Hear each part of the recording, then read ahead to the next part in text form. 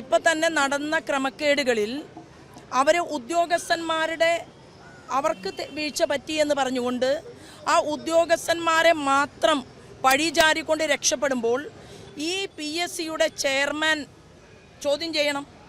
അതുപോലെ തന്നെ സെക്രട്ടറി അറിയാതെ ഈ കാര്യം നടക്കില്ല. അദ്ദേഹം ചോദ്യം ചെയ്യലിന് വിധേയനാകേണ്ടതുണ്ട്. അപ്പോൾ അടിമുടി നല്ല ഒരു വ്യവസ്ഥിതിയോടുകൂടി PSCയെ രൂപകൽപ്പന ചെയ്യണം എന്നുള്ളത് കേരളത്തിലെ നമ്മുടെ കുട്ടികളുടെ ആവശ്യമാണ് എന്നുള്ളതാണ്. ഇപ്പം നമുക്കറിയാം, കഴിഞ്ഞ സമരസമയത്ത് തലമുണ്ടനം ചെയ്തുകൊണ്ട് ഇവിടെ ചെറുപ്പക്കാരികളും സമരം ചെയ്തു. മുട്ടിലെഴിഞ്ഞുകൊണ്ട് അവർ സമരം ചെയ്തു. ഈ സമരം ചെയ്യുന്ന സമയത്ത് ഞാൻ ഉൾപ്പെടെയുള്ള ഇവിടുത്തെ എന്നേക്കാൾ കഴിവും പ്രാപ്തിയും തെളിയിച്ചിട്ടുള്ള, കാരണം എത്രയോ വർഷം MLA ആയിട്ടും MP ആയിട്ടും മന്ത്രിയായിട്ടും ഒക്കെ ഇരുന്നിട്ടുള്ള പല ആളുകളും അവരുടെ സമരപ്പന്തലിലേക്ക് കടന്നു വന്നു. ഇന്നത്തെ മുഖ്യമന്ത്രി, അന്നത്തെ പ്രതിപക്ഷ നേതാവ് നിലത്തിരുന്ന് സംസാരിച്ചു. നമുക്കെല്ലാവർക്കും ഓർമ്മയുണ്ട്. അപ്പോൾ അതിമനോഹരമായിട്ട് ചിരിക്കാൻ അറിയാവുന്ന, അതിമനോഹരമായിട്ട് സംസാരിക്കാൻ അറിയാവുന്ന ആൾ എന്ന് ആ വിശേഷണത്തിനപ്പുറം നമുക്ക് വേണ്ടത് എന്താണ്? നമുക്ക് പ്രവൃത്തിയാണ് വേണ്ടത്. ഇന്ന് കേരളം അഭിമുഖീകരിക്കുന്ന ഏറ്റവും വലിയ ദുരന്തം എന്ന് പറയുന്നത് അമ്മമാർ മാത്രമുള്ള വീടുകൾ വർദ്ധിക്കുന്നു. അല്ലെങ്കിൽ വാർദ്ധക്യപ്രായത്തിലുള്ള അമ്മയും ഭാര്യ നഷ്ടപ്പെട്ടു, മക്കൾ ആരും ഇവിടെ ഇല്ല, അവരേതെങ്കിലുമൊക്കെ രാജ്യത്ത് പോയി ജോലി ചെയ്യുന്ന ഒരു സാഹചര്യമാണ് ഇന്ന് കേരളത്തിൻ്റെ മണ്ണിലുള്ളത് എന്നുള്ളത് നമുക്ക് എല്ലാവർക്കും അറിയാം. കുറച്ച് PSC നിയമനങ്ങളിലൂടെയെങ്കിലും നമ്മുടെ ചെറുപ്പക്കാരികളെ അവർ വെറുതെയല്ലല്ലോ വരുന്നത്, അവർ കഷ്ടപ്പെട്ട് കഠിനമായി പണിയെടുത്ത് പ്രവർത്തിച്ച് അവർക്ക് അർഹത നേടിയതിന് ശേഷമാണ് ഈ തരത്തിൽ അവർ ഗവൺമെൻറ്റിൻ്റെ മുന്നിൽ യാചിക്കേണ്ട ഒരു സാഹചര്യം ഉണ്ടാകുന്നത് എന്ന് പറയുമ്പോൾ അത് അത്യന്തം ദുഃഖകരമാണ് എന്നുള്ളത് ഒന്ന്. രണ്ടാമതായിട്ട് അതിനെന്താ മറുപടി പറയാൻ പറ്റാത്തത്?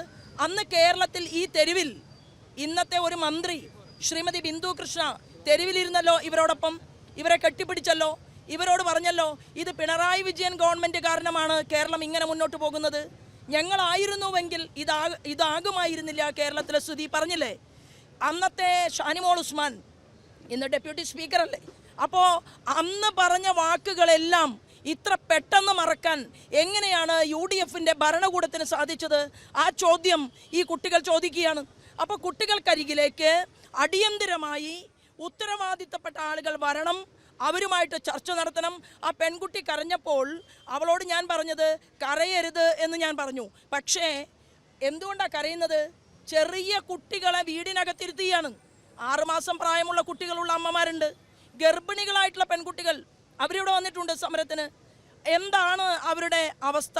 അവരുടെ മാനസികമായിട്ടുള്ള, ശാരീരികമായിട്ടുള്ള അവരുടെ അവസ്ഥ എന്താണ്? ആ അവസ്ഥയെക്കുറിച്ച് യാതൊരു പരിശോധനയുമില്ലാതെ, ഒരു ചിന്തയുമില്ലാതെ കേരളത്തിൻ്റെ മുഖ്യമന്ത്രിക്ക് എങ്ങനെയാണ് ഇങ്ങനെ മാറാൻ സാധിച്ചത്? ഏത് ഡോക്ടറേറ്റാണ് മിസ്റ്റർ VD സതീശൻ അങ്ങ് എടുത്തിട്ടുള്ളത്? അങ്ങ് പ്രതിപക്ഷ നേതാവിൻ്റെ കസേരയിൽ ഇരുന്നു കൊണ്ട് ഈ കേരളത്തിലെ ധാർഷ്ട്യമുള്ള മുഖ്യമന്ത്രിയെക്കുറിച്ച് അങ്ങ് എത്രയോ പ്രസംഗങ്ങളിൽ പറഞ്ഞു, എത്രയോ പ്രസംഗങ്ങളിൽ സംസാരിച്ചു. ഇന്ന് എന്തുകൊണ്ടാണ് ഇങ്ങനെ ഓന്തിനെ പോലെ നിറം മാറുക എന്ന് നമ്മൾ കേട്ടിട്ടുണ്ട്. അതിനർത്ഥം മുഖ്യമന്ത്രിയെ ഞാൻ ഇങ്ങനെ വിളിച്ചു എന്നല്ല. ആ രീതിയിൽ വാർത്ത വരരുത്. ഞാൻ പറഞ്ഞത് എന്താണ്? നമ്മൾ കേട്ടിട്ടുണ്ട്, തരാതരം പോലെ കാര്യങ്ങൾ മാറ്റിപ്പറയുക, തരാതരം പോലെ ആക്ഷനിൽ മാറ്റം വരുത്തുക, തരാതരം പോലെ തൻ്റെ പ്രവൃത്തികളിൽ മാറ്റം വരുത്തുക. എങ്ങനെ സാധിച്ചു കേരളത്തിൻ്റെ പഴയ പ്രതിപക്ഷ നേതാവിന് ഇങ്ങനെ?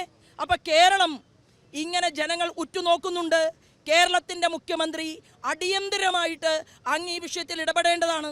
കാരണം ഒരമ്മ, താങ്കൾ മുഖ്യമന്ത്രിയായി സത്യപ്രതിജ്ഞ ചെയ്യുന്ന ദിവസം ഒരമ്മ കയറി വന്നപ്പോൾ മാധ്യമ സുഹൃത്തുക്കളോട് ആ വരവിനെക്കുറിച്ച് പ്രതികരിച്ചത്, പല മന്ത്രിമാരും പല രാഷ്ട്രീയക്കാരും പ്രതികരിച്ചത് നമ്മളൊക്കെ കണ്ടതാണ്. അപ്പോൾ എന്തേ തൊട്ടടുത്ത് ഇവിടെ വന്ന് ഈ പെൺകുട്ടികളുടെ അവർക്കൊരാശ്വാസം കൊടുത്ത് അവരോട് സംസാരിക്കണം? അതുകൊണ്ട് തീർച്ചയായിട്ടും ഇവർ നടത്തുന്ന ഈ കഠിനമായിട്ടുള്ള സമരം, ആ സമരം കണ്ടില്ലെന്ന് വെച്ചുകൊണ്ട് കഴിഞ്ഞ ഗവൺമെൻറ്റിൻ്റെ ഉടുപ്പ് തന്നെയാണ് കേരളത്തിൻ്റെ മുഖ്യമന്ത്രി ഇപ്പോഴും അണിയാൻ ഭാവമെങ്കിൽ സമരത്തിൻ്റെ രൂപവും ഭാവവും മാറാൻ അവരോടൊപ്പം നിൽക്കാൻ മറ്റു രാഷ്ട്രീയ പ്രവർത്തകർ തയ്യാറാകും എന്ന് പറയാനാണ് ഞാൻ ഈ അവസരത്തെ ഉപയോഗപ്പെടുത്തുന്നത്.